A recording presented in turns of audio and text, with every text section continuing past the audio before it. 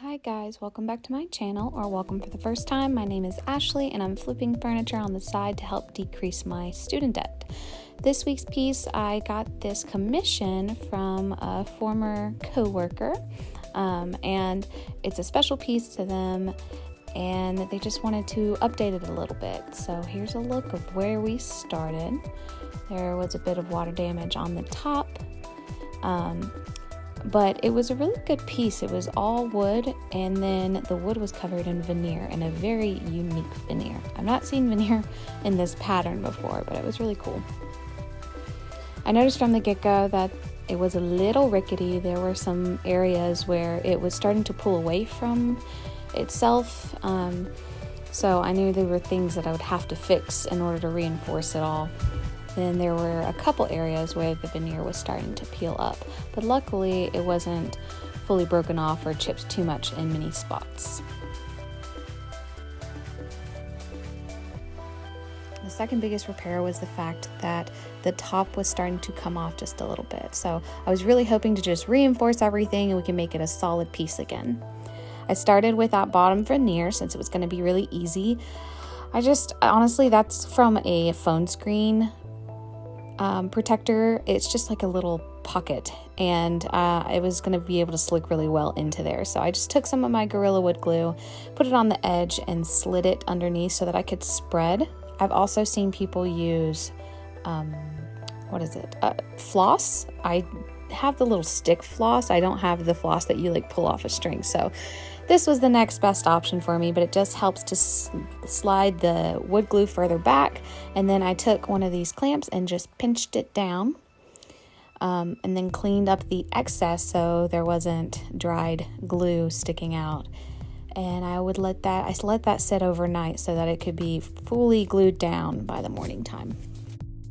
So to repair a lot of little dings I saw, I used Dixie Belle's mud and spread it over those. They fill really well. It's like a wood filler. It just has a smoother consistency and it spreads a little more easily. It's also really sandable, which I like. So I filled in all of these little dings, and here is a close-up of how unnoticeable they were from afar. I use a 220 grit to sand down that dried wood filler, and once I wipe it away, you'll really be able to see just how many scuffs it had. But it is an older piece, so it's natural. That happens in life. A lot of dressers and everything tend to have this kind of damage.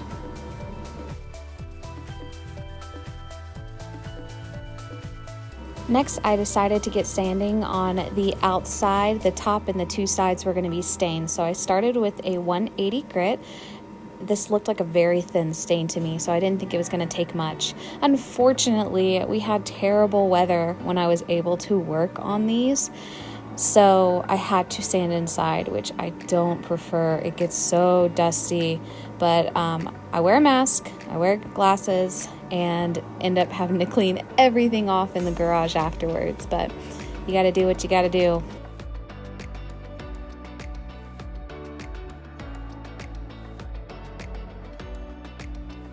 I did end up sanding quite a bit on this just because that stain was like a yellowish orange, and I noticed the veneer underneath had a lot of yellow in it too, so I wasn't sure if I was getting all the stain off or not.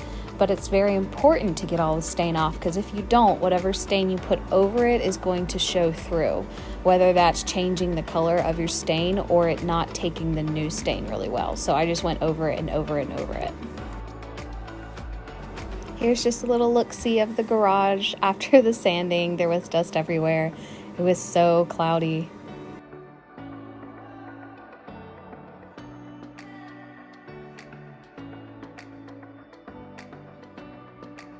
So right around this point, I realized it would be really helpful to have a surf prep sander, which is one of the ones that vacuum up the dust, but also have a sponge part on it so that you can get into crevices and creases really well without compromising the shape of the wood, because this cut edge here was quite difficult to get sanded down. But we got it done, and unfortunately those surf prep sanders are quite expensive, even for a basic one. But maybe it's in the future, we'll see. And here I just wanted to take a second to really show what this veneer looked like, completely sanded down. It reminded me of snake skin, honestly. It's such a unique pattern. But also I wanted to show how I got that one chunk out. It was sanded down with wood filler, and it just was perfectly smooth.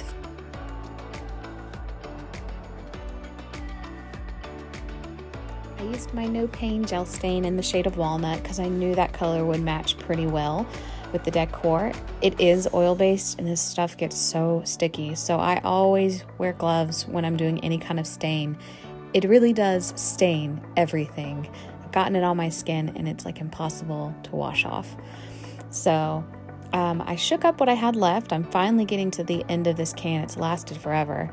And then I have a low lint cloth, which is really just a ripped up t-shirt, and I dip it in my stain, and then I'll just rub it right onto the wood. You just make sure you push all the excess around, spread it evenly as you can. This stuff is super easy to use. A lot of stains are very, very liquidy and runny, and you have to wipe back a ton of excess. But this stuff just sinks right into the wood, and it's really good at being just one solid shade. I don't ever really see a lot of variations in color, even if I go over the same spot. However, you can wait for it to fully dry and add on another coat later if you want. I have really just stuck with one coat per project that I've done because the color is just beautiful. It really brings out the grain in most woods, as you can see here.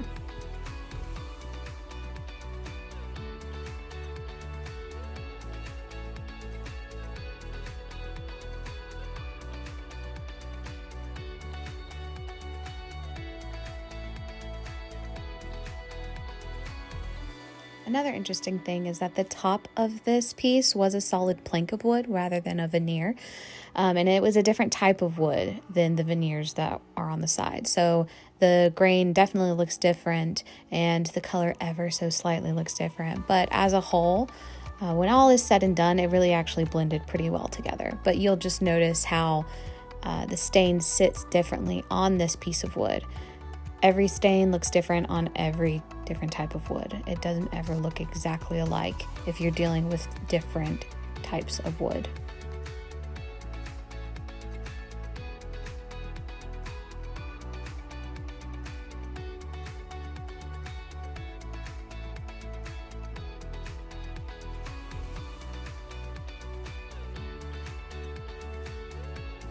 Coming up here in a minute, you'll see I made a few more repairs where I glued and clamped the bottom sides together, and then I also clamped down the top. That's not pictured.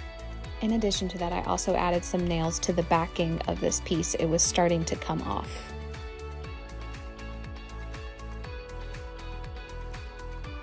Originally, I had intended to sand the entire inside down and stain it as well, but the backing, the veneer on the backing was just incredibly thin.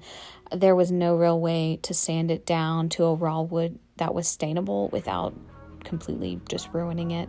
So we ended up just changing the plan and decided to go with a different look, but I think it worked out in the end. I'm using Kills 2 primer. It's my favorite primer right now. It's water-based, so it's easy cleanup, and it usually has really good coverage and stain blocking, which is its whole purpose. So I do have specific brushes that I use for primer that I do not use for paint. It's not the type of brush. I just go ahead and keep them. Okay, these are my primer brushes, just because primer dries differently than the way paint does. So even when I clean out my brushes really well, it just can't help but to leave some behind. So I would recommend that, just having separate painting and priming brushes.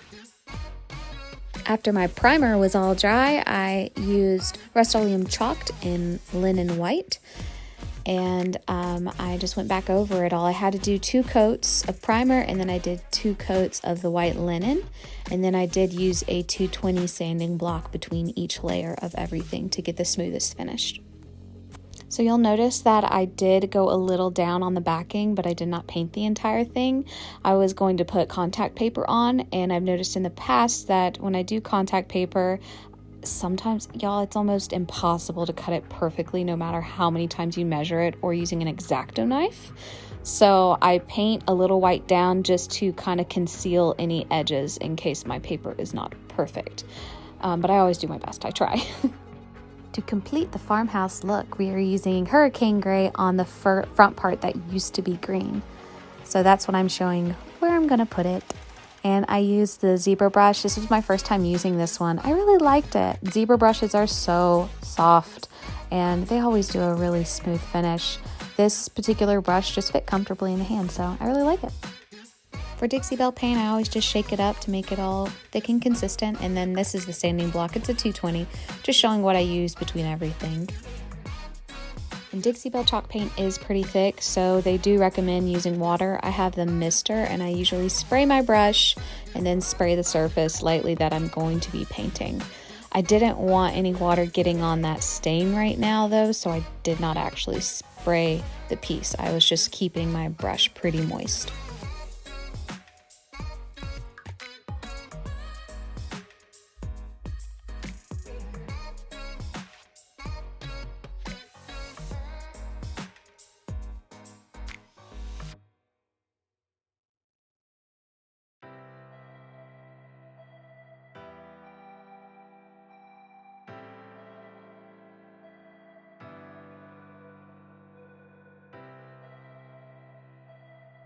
So the first coat of coverage wasn't extremely great, so I definitely had to go back with the second, but it looks so much better after that. I do tape everything off. I didn't video it, but I do tape it off just because I don't want paint getting everywhere. And then it's always super satisfying to just peel the tape back and see those clean lines. And luckily I didn't have any kind of bleed through or anything with this piece.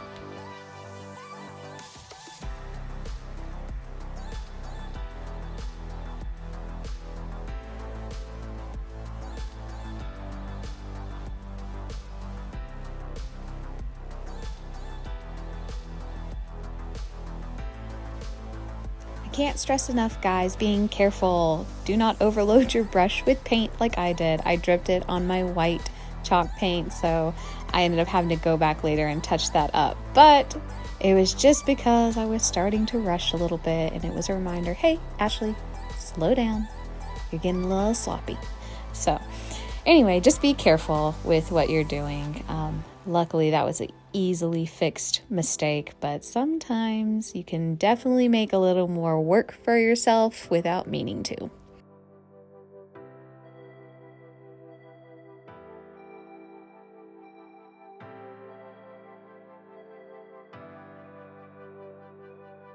So to be able to tie in the stain to the inside of the cabinets, we're still going to sand down the shelves and stain them the same as the outside. I started with a 120 grit because I realized when I was sanding the outside that it was a little bit more stained than I realized. And it just kind of helps speed up the process, and I knew a 120 would not hurt the veneer. So I went ahead and I got it all sanded down for both of the planks. And I got this handy table from Lowe's. It is Works with an X, I believe, Pegasus collapsible bench, and it is awesome because I needed a bench to save my knees and back from constantly bending over and kneeling on the ground, but it's collapsible, so it's space effective in my crowded small garage. I'm not gonna lie to y'all, anybody interested in furniture flipping, just be prepared to do a lot of sanding, especially if you like the stained wood effect. And I love stained wood. It's just beautiful. So I honestly spend the most time sanding it. Sometimes at minimum for most things takes an hour or more. I have spent a total of like 3+ hours sanding pieces before to get them to raw wood because it is such a process, but it really is worth it. So I'm using Minwax color changing wood filler for the damage on these. The biggest thing is to make sure that your wood filler is stainable so that it will take the stain and blend well. I just get a good chunk on my little spatula here and I fill it in. I usually move in different directions to make sure that any gaps are completely covered because you'd hate to go back and sand things down and then there are little holes or gaps, and so you have to do a second round of filling, wait for it to dry again, It just makes the process better. You save yourself a lot of trouble when you do things right the first time. Of course, when I say these things, it's because I have done it wrong many a times already, and I just spend so much more time correcting my mistakes. So if I can help anybody avoid them, then that's just great.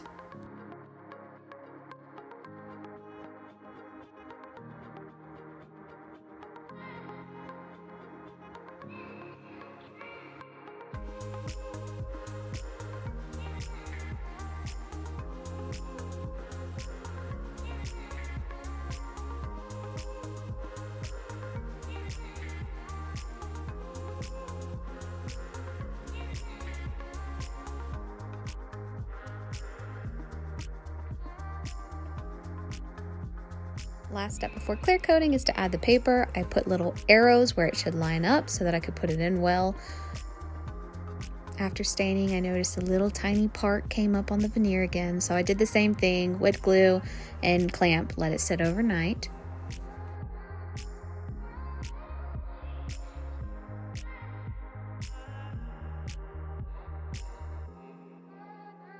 Went ahead and added the stain to the shelves.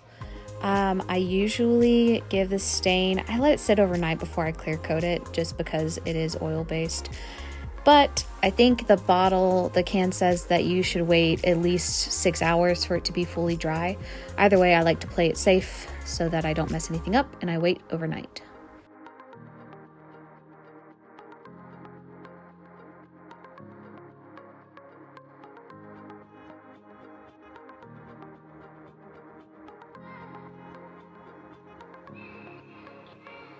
After this paint dried, I took everything outside and sprayed it with Gator Hide Clear Coat.